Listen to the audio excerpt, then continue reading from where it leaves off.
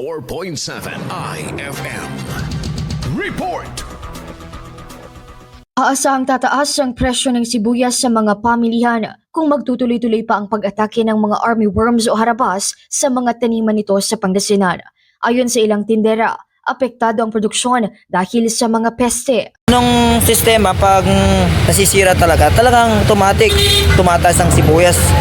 Lalo pag siyempre mga na-harvest nila, nasisira ng mga insekto, ganyan. Talagang natin talagang tataas ang sibuyas.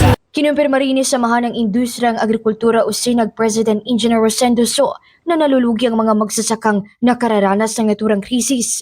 Kaya naman posible ang pagtaas sa presyo ng sibuyas.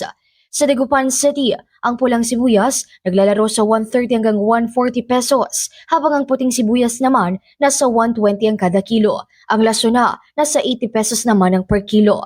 Samantala, nasa 70 pesos na ang farm gate price ng produkto at ngayong harvest season na rin ito, aasahan ng supply ng sibuyas sa merkado. Mula rito sa IFM Dagupan, ito si Idol Ron Aracat Tatak, IFM. IFM News. IFM News. IFM. IFM News.